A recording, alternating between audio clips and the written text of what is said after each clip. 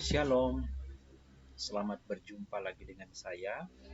Dan pada pertemuan kali ini kita akan membahas tentang fertilisasi atau pembuahan.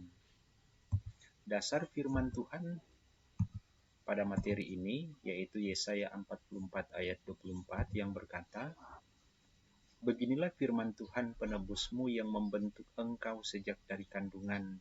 Akulah Tuhan yang menjadikan segala sesuatu." Artinya bahwa Tuhanlah yang menjadikan segala sesuatu, termasuk kita yang dipilih Allah untuk hadir di tengah-tengah dunia ini.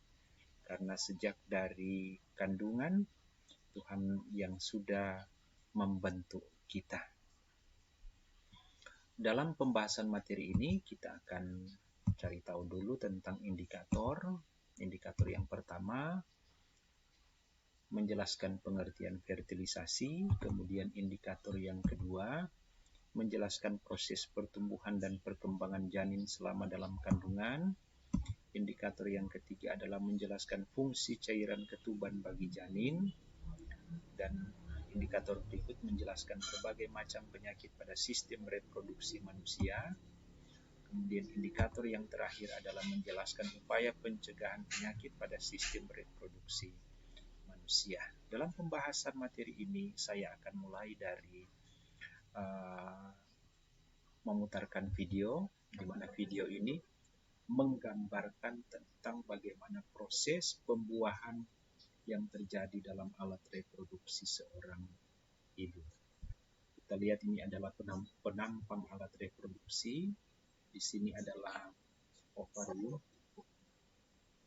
Kemudian sel telur ini dia keluar dan akan bergerak menuju tuba fallopiae, dan dalam perjalanannya sel telur ini di dalam tuba fallopiae atau saluran tuba fallopiae dia akan bergerak, dan ketika ada sel sperma yang masuk akan terjadi pertemuan antara sel sperma akan bertemu dengan sel telur, maka disitulah akan terjadi pembuahan.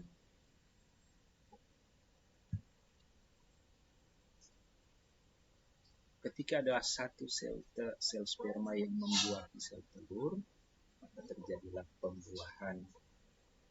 Hanya akan ada satu sel sperma yang akan membuahi sel telur. Dan ketika ada salah satu sel telur sel sperma membuahi sel telur, maka materi genetikanya akan terjadi reduplikasi. Kemudian sel telur yang sudah dibuahi akan terjadi pembelahan sel. Kemudian sel telur yang dibuahi atau sigot ini dia akan bergerak menuju uterus atau rahim. Dalam selanjutnya sigot akan menempel di dinding rahim dan akan terjadi pembelahan akan menjadi embrio dan akhirnya menjadi janin, dan pada bulan ke-9 akan lahirlah seorang bayi. Demikian sedikit tentang proses pembuahan yang terjadi di dalam alat reproduksi. Sekarang kita lanjut tentang fertilisasi. Pengertian fertilisasi, proses pembuahan ovum oleh sperma. Kemudian pembuahan biasanya terjadi ketika sel telur berada pada saluran fallopiae. Kemudian sel sperma terdiri dari dua jenis pembawa jenis kelamin, yaitu kromosom pembawa jenis kelamin laki-laki atau Y dan kromosom pembawa jenis kelamin perempuan atau X. Bayi laki-laki atau perempuan yang akan lahir tergantung dari sperma yang membuahi sel telur. Kalau sperma yang membuahi sel telur adalah kromosom kelamin laki-laki atau Y, maka anak yang akan lahir adalah anak laki-laki. Dan ketika kromosom sperma yang membuahi sel telur adalah sperma yang memiliki kromosom perempuan atau X, maka yang akan lahir adalah anak laki-laki. Demikian. Selanjutnya, sel telur yang sudah dibuahi atau disebut dengan sigot akan menuju uterus atau rahim. Dan selanjutnya sigot akan terus membelah, membentuk embrio, selanjutnya dia membelah menjadi janin, dan selanjutnya akan lahir ke tengah-tengah dunia. Kemudian yang berikut, dalam proses pertumbuhan janin, selama dalam rahim, embrio akan terus membelah secara mitosis dan akan terus berkembang. Ketika sudah mencapai umur 12 hari, maka akan terbentuk 3 lapisan, yaitu lapisan luar atau ektodermis, lapisan dalam endodermis, dan lapisan tengah mesodermis. Dan selanjutnya ektodermis atau lapisan luar akan membentuk kulit dan saraf pada seorang bayi. Kemudian yang berikut, mesodermis akan membentuk rangka, otot, sistem peredaran darah, dan sistem ekskresi dan sistem reproduksi. Itulah mesodermis. Dan yang terakhir, endodermis. Endodermis akan membentuk sistem pernapasan dan sistem pencernaan. Kemudian, selanjutnya embrio akan berkembang menjadi membran embrionik. Akan terbentuk kantong kuning telur, akan terbentuk amnion, korion, dan alantosis. Nah, kita akan mempelajari tentang kantong kuning telur, amnion, korion, dan alantosis ini. Kantong kuning telur, dia berfungsi sebagai tempat pembuatan darah.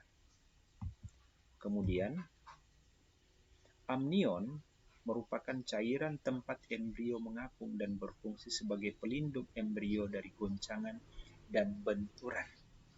Jadi amnion atau air ketuban memiliki fungsi untuk mencegah bayi yang berada dalam kandungan agar terhindar dari goncangan dan benturan. Kemudian yang berikut, korion, dia menyelubungi amnion dan kuning telur. Dan selanjutnya, alantosis berfungsi sebagai organ pernapasan dan ekskresi. Kemudian, kita juga akan mempelajari tentang kelainan dan penyakit pada sistem reproduksi manusia. Apa itu? Yang pertama adalah gonorea atau kencing nanah. Penyebabnya adalah bakteria Neisseria gonorrhoeae. Kemudian yang berikut, Candidiasis. Penyebabnya adalah bakteri Chlamydia trachomatis. Candidiasis. Penyebabnya adalah bakteria Chlamydia trachomatis. Kemudian yang berikut adalah sifilis atau raja singa. Penyebabnya adalah bakteri Treponema pallidum. Kemudian yang berikut adalah herpes genitalis. Penyebabnya virus herpes simplex.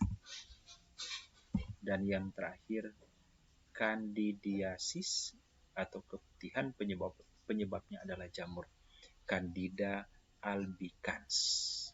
Ini adalah penyakit pada sistem reproduksi yang ada. Bagaimana cara pencegahannya? Upaya pencegahan kesehatan organ reproduksi yang dapat kita lakukan adalah mencegah dengan baik semua organ reproduksi kita. Kemudian yang berikut adalah mengkonsumsi makanan yang bergizi. Kemudian yang berikut adalah tidak melakukan hubungan seks bebas. Dan yang berikut adalah menghindari pernikahan dini. Ini adalah upaya pencegahan kesehatan organ-organ reproduksi kita. Demikian materi kita pada saat ini.